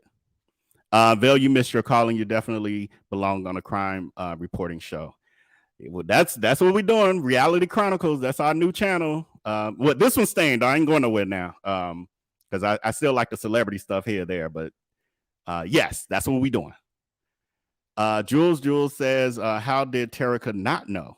I would have been extremely suspicious. Yes, Jules, because you have common sense. I get it. Like Chronicle and I, we've seen this whole thing play out, the trial. You listening to all the testimony, you putting the pieces together in a different kind of way, and you get to say, okay, oh yeah, she's slow. oh yeah, she's slow. Literally, the reason why they gave her, only the 3 years at the end, the prosecutors actually said during her sentence, without saying it, but they were like, she's slow. This girl has had a rough life. She's been used and abused by all the men in her life, manipulated, all these things. She don't have a lot of sense. They were basically laying it out. She's slow. Yes, she might be street smart enough to have grind and made it. She's selling her teeth whitening and her bedazzled sunglasses, but the girl is slow. She's a smart, slow girl, but not in the not intellectual enough to like the common sense that we would know to be like, something ain't right. Like we can't go down this road. Yeah. Terica is real life slow. Thank you, Chronicle. I didn't even know this was coming out. You can tell when she speaks. Yes. I just think it's different. Like, so it gives me some empathy for her. I truly believe she should have definitely said something in those 4 years. But she said, it wasn't that I didn't want to say nothing. I was afraid for my life. Like, and I believe her. I truly do. I know y'all don't. Stop throwing tomatoes. Stop. Like, I'm just telling y'all, I'm sorry. I got feelings. I have empathy for that. And not saying again, she shouldn't get no time. Like, I felt like she should have got more time still, but who am I? I'm just a nosy neighbor. Ravika, hey, friend, she says we need to stop calling criminal Terica slow and use that if she didn't know what Tim was going to do, not slow when it comes to street lying, strip club, living fast life. She knew y'all. I mean, it's a matter of opinion. It's just a matter of opinion. That's all I got. It's a matter of opinion. Chronicle Speak says Tim, such a narcissist, he dared to fathom the idea Terica would talk. He thought his stuff was good enough to keep her on that DL. I don't even think he thought his D was that good to do that. Honestly, I think he thought she know what I just did to him, and she didn't even know what was about to happen. She gonna keep her mouth shut because of that. And I'm gonna keep her close enough to watch her moves, because he did for the first year or two or whatever. Kept her close enough, communicated with her here or there to kind of get a feel. And I think once he realized, oh, I'm good, that's when he completely cut her off. The other piece, though, y'all, it was, and I got so much footage on this stuff that I wasn't as organized as I am now. So I hope I can find it one day. But there was a video of Terica talking about a home invasion she had where a man broke in her home and basically was going to take her life. And I think she said at the last minute he just didn't or whatever. And it didn't occur to me in that moment, but I thought about it later. Was that an attempt, or did she think even that was Tim possibly attempting to take her out? Because you would think, like, if someone set you up to have somebody taken out, that possibly because they know you're a witness to it, they probably gonna try to take you out. So that it's not far. That part ain't far fetched. I think, common sense. Many of us would have been like, I need y'all to protect me, like witness protection. But she was from the street, so I don't know. But Dre had suspicions about Tim. Remember, he said if something happens to him, look at Uncle Tim, something to that effect. Well, slight correction on that, Don. He didn't have suspicions. He knew. He knew because another female or two had told him that Tim was trying to have them set him up to have this happen. That because this was, again, the third attempt, not the first, not the second, but the third attempt. So he knew for a fact that Tim was trying to take him out. And Tim told him, I'm going to, take you out. And he knew it was serious. On top of that, then hearing in the street, your uncle is trying to have me set you up to be taken. Like, what? That's why he was trying to stay away from St. Louis. I hope Andre is hunting Tim every time he closes his eyes. I think life is hunting Tim every time he closes his eyes at this point, to be honest. Yeah, he's already telling y'all he's all upset because his they ruined my character. Not they ruined his character. That's such those are such the words of a narcissist. They, not me, they ruined my character. How dare they? They ain't take Andre's life. They ain't set up this whole plot. They nigga, please. What? Oh, the gaslighting is amazing. Damaris Alexander says Terica is slow. However, she should have suspected something when Tim was giving her specific instructions. That wasn't just I'm going to beat his A for breaking into my mom's house plan. I agree, Damaris. I agree to a degree. However, again, this is why I'm telling y'all, don't feel like, oh, we know all this stuff now. We ain't gotta do the transcripts. No, The transcripts breaks this ish down in such a way that y'all will be like, I get it now. Now I see why you were saying this, or why, y'all be saying this. Because he didn't give her the whole plan. He gave bits and pieces. He gave, oh, do this. Oh, can you, could you text him and see if he'll respond? Oh, okay, now Dre's respond. Oh, see if he'll meet with you. Okay, now Dre gonna meet with her. Oh, let's take a ride to Walgreens. Take a ride to Walgreens. Oh, could you run in there and go get this phone? Like it was piece by piece. And again, she ain't like this. She not putting it all together. Like, wait a minute, we just did this. Now we're doing this. Now this. He was given piece by piece. And like the opening statement of the prosecutors said, Angela Danis, she was saying Tim was the only one who knew the entire plot. He only gave each person involved enough information to do their part only. So they couldn't get a full perspective of what was really happening completely. Even when Terica was communicating with Travell, she only started communicating with Travell at the moment that she knew the Natural Bridge address. And her only communication with him was to say, this is the address, this is the time. And then the next communication is him. It might have been something else in between, but then it's him telling her to move. That is it. They're done. She don't even know who she was ever talking to or communicating with. That was Tim's mastermind. So yes, she's slow, but yes, it was a little different than somebody sitting down saying, hey, I'm gonna take out my nephew. But this is what I'm gonna need you to do. And then you're gonna do this. And then we're gonna do this. And then no, that was not how any of this went with anyone except for within Tim's own brain. Devon Douglas says, what could Terica have been thinking when Tim said his boys weren't ready? Again, she said she thought that they were going to confront him. I'm with you. But she also said, because I was confused by the 10 grand, like who gonna pay you 10 grand just to get somebody found to get jumped on? She thought it was for her boutique, which came up in her mind in random conversation while laying in the bed after, busting down. I don't know, y'all, but we'll see though when we read these transcripts and really break it down. We're gonna analyze it like that. We'll see. Okay, we did that one. We got a few more, and then I'm gonna jump to y'all real comments, and then we're gonna how much time we got? Oh, we only got like 14 minutes.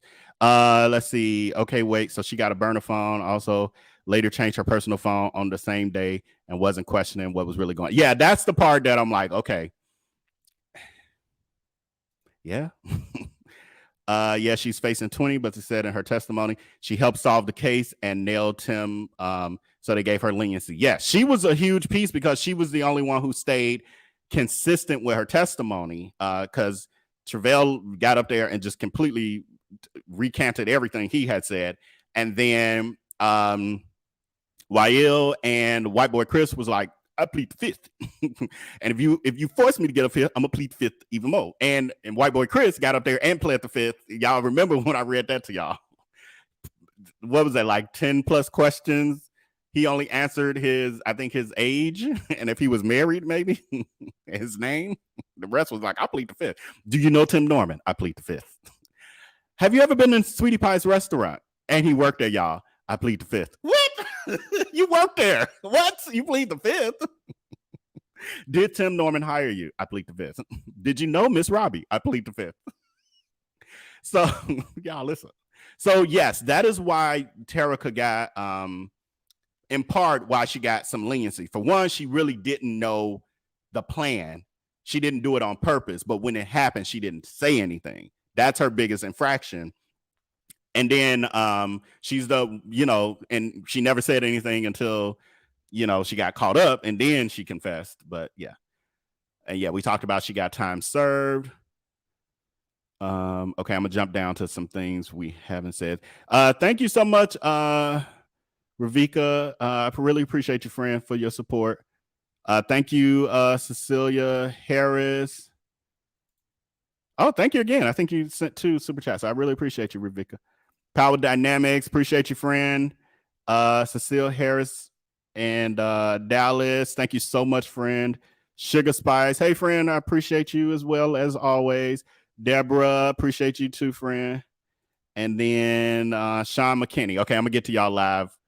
Okay, I'm just go down to the bottom because we got a lot of comments, y'all. I appreciate y'all for coming up in here. Remember that we have our new channel, Reality Chronicles. Let me see if I can see if it's still there. Yep, there he is.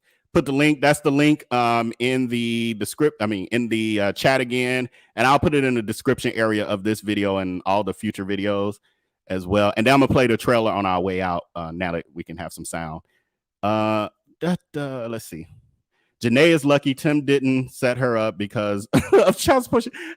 I mean, it ain't far fetched with what we just discussed. I'm chuckling because I'm like, okay, that's a lot. But you're right. You're right. At the same time, you're right. Yeah. Thank everyone for the super chat. Okay. Let me see. Let me see. I'm trying to read quick and scan the comment and then see, because I don't want to put everything up if it's not appropriate for the masses. I think Miss Robbie knew Tim was going to get him, maybe not to what extent. Austin, I think you're on to something, because Jesus, y'all, because this ain't over. It ain't over. People will be free to talk. All parties involved, the ones who have not been speaking, and they got a lot to say. And so I've just been hesitant to, well, for one, I'm not sharing anything that shouldn't be shared right now. It ain't over, y'all. So we'll see. Yeah, we'll see. Big Bruce and Heavy Hakeem are hunting Tim every time he closes his eyes. I don't know what that means. Big. We're talking about Bruce from the show, and I don't know how Hakeem. I don't know who Hakeem is. I may be lost with that. Help me out, just in case. Yeah, help me out, because I don't know what that means. Yeah, it is sad and hurtful for sure. Tim always had a weird relationship. It's not surprising to me she's sticking by him, honestly. Yeah. I don't know. It's a little, yeah, it seems a little dysfunctional. Not a little. Y'all know what I'm saying. I ain't saying shit. I'm done because I still got to show up in court to y'all. And y'all ain't getting me in trouble. I'm sorry. I would love to hear Jennifer Lewis say about this and Tim. Thank goodness she put him on blast back then. Oh, Jennifer Lewis put Tim on blast? I don't think I ever heard about that. I'm gonna be here for the transcripts. I'm ready. Yes, I'm excited about that, because it honestly will even tie more pieces together, and even just having that refresher, because I'm still processing. I feel like I needed to personally to process all of this, because the trial just opened up a Pandora's box of knowledge about this situation, like what happened, but also just like the bigger picture of this. And I'm still processing, like, and I think some of y'all are too. Your tour of the club took me back since I used to bounce at a club. It can be ruthless at times. Yeah, I would not have been at Bottoms Up at night. I am curious, though. I ain't gonna lie. I am curious. But what I may do, y'all let me know in this chat if y'all want me to do it. It did cross my mind the other day, because I Googled it when I was editing the video. I Googled Bottoms Up for some reason. I can't even remember why. I don't know if I was pulling pictures. I think I was pulling the Pink Slip Club image to put in the video. But there were reviews. Y'all know my mind. I'm so silly. Here's the shenanigans. There were reviews on the Bottoms Up Club, and the couple I saw were very interested, and I was like, maybe I should do a video. maybe we should just do a live stream reading the reviews of the bottom. Maybe I'll do it on Patreon. But y'all let me know if y'all want to do that. A video, a live stream of just reading the reviews of the Bottom Up Club. I think that would be okay on YouTube. I think. If not, we do it on Patreon. Tim's first chance at saying anything in court is, "I didn't do it." Yeah, that literally was the first words he uttered publicly in court, out loud, trying not to make her not so suspicious. Says, Yeah, his mammy had the audacity to tell Judge Ross she is still unsure of whether Tim did what he's been convicted of, while at the same breath talking about how she loved her son and grandson equally. I plead the fifth. Y'all ain't getting me in trouble. Y'all ain't. This is real life, y'all. For those of us who appear in court, it's easy when you on the keyboard on the internet. It's different and on this mic, but it's different when you in person. I tell y'all. So I'm just mind my p's and q's, and then we'll talk later. We'll talk later. Patreon, we gonna have a good time. Our executive people, we about to. Y'all know I'm gonna have so much to talk about. Tim scripted the whole plot and manipulate everybody, including Miss Robbie. True. That's for me. That's the sad part. I mean, she's lost so much, so I get it, and it's just sad. Like, I think it's mental health too behind it. Like, you've lost so much, and the last thing you have to hold on to, as far as the men in your life, your loves, your blood, or whatever, is the one who is a pathological or psychopathic killer. Oops, I forgot I was on YouTube. But that's all you got. But if you give that up, you have nothing, or you feel you have nothing, and you're in your sunset. Like, I get it's sad because she didn't do it. She didn't do it. Let me stop talking. I'm talking too much. Okay, I'm about to get out of here, y'all, because I'm saying too much already. I ain't even read no more comments on that. Let's see. Hello, am I the only one that knows that the backstory about the FBI teams working unsolved cases in Black communities? If you're talking about how Andre's cold case got picked up by Operation, it was either Legend or Legion, I forgot, because it's been a couple years since I like researched that part. If you're referring to that, I'm aware, and I actually mentioned it in this video that we just did the little review on, but I'm not sure if that's what you're talking about.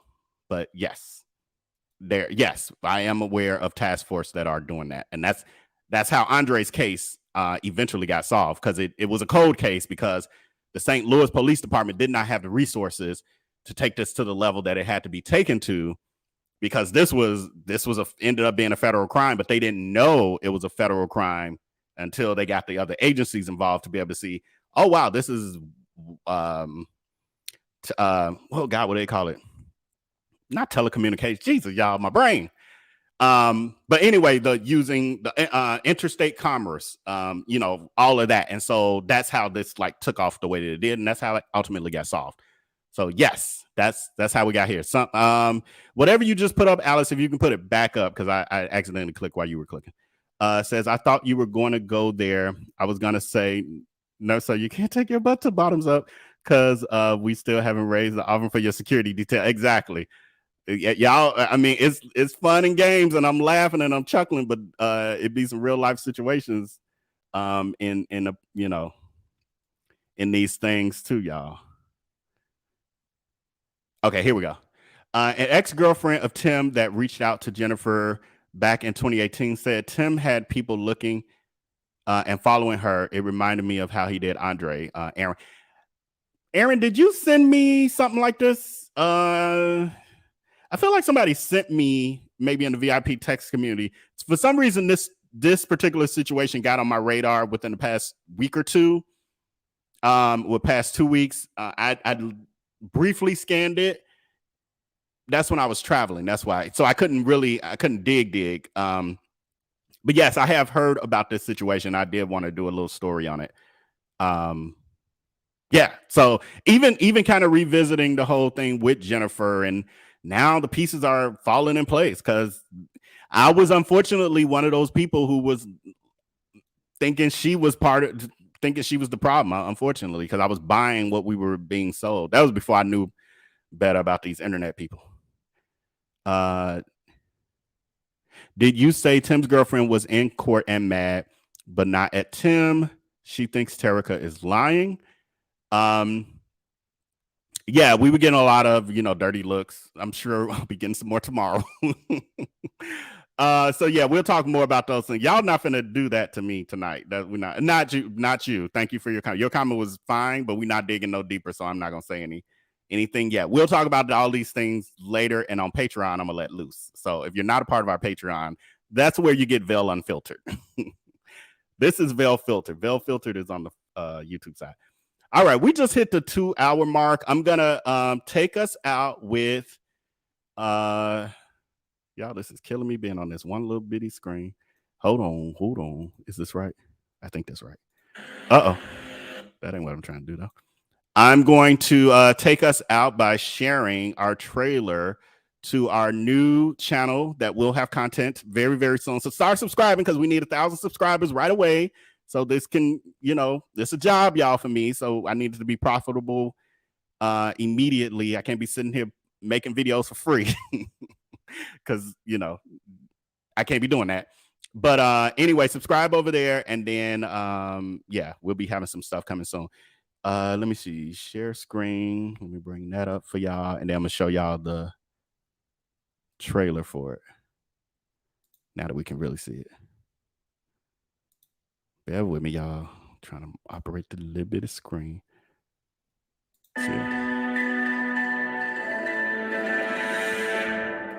Let me know if y'all can hear that.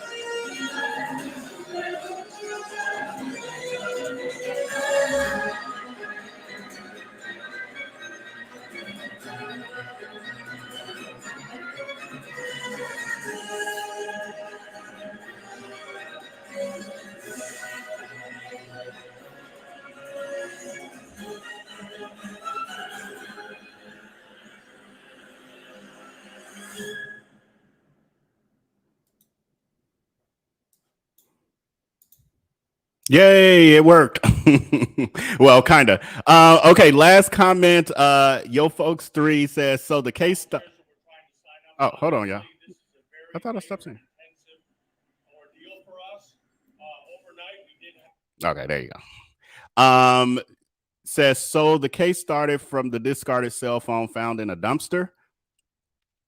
I could be drawing a blank. I've never heard that. I'm not sure where you heard that, but yeah, I don't. It's late in my brain, but I don't recall. I can't even now recall what. Again, it was Operation Legion who picked up the cold case, but I can't remember anything about. I don't remember it. Terica dumped her phone on her way to Memphis. I don't think that one was ever recovered. Travell dumped his phone. I don't think that was ever. They were able to track Tim's cell phone activity, but yeah, I can't. Where y'all saw this at? Where y'all saw this at? That's new information to me. I don't even recall ever hearing that in trial, but yeah, I don't know for off the top of my head in this moment, and it could be some new information that just came out that hasn't crossed my way. But I'm not aware of that. I'll just leave it at that. I'm not aware of that. But with that, thank you, everyone. I will see you tomorrow. I am going to schedule it now so I can commit to our live stream sentencing hearing recap, which will be tomorrow evening live, just like now, here on this channel. And so I'll schedule it. Y'all go ahead and hit the notification for it because that helps the video get promoted on YouTube and, like it and all that good stuff. It's free, but it actually helps the video a lot, helps me a lot.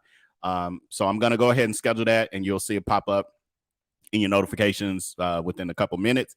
Please hit that notification on it where it says notify me, so that, yeah, it lets YouTube know people want to see it. Thank all of you. Thank everyone who sent the Cash App. Thank you to my front stage and my backstage moderators. And thank y'all for helping me see all my technical issues so I can get them resolved for tomorrow. But yeah, we'll see. I'll see you tomorrow at what time did I say? What time did I say in my head? I think I said, is it gonna be 7:30 or 8? No, it's gonna be 7:30 Central Standard, 8:30 Eastern, 5:30 Pacific. So I will see y'all tomorrow. Yes, young folk, West Side. Got to get my Chicago shout out. All right, so with that, I will see y'all tomorrow. Let me go ahead and get some rest. And until next time, take care and be blessed. Peace.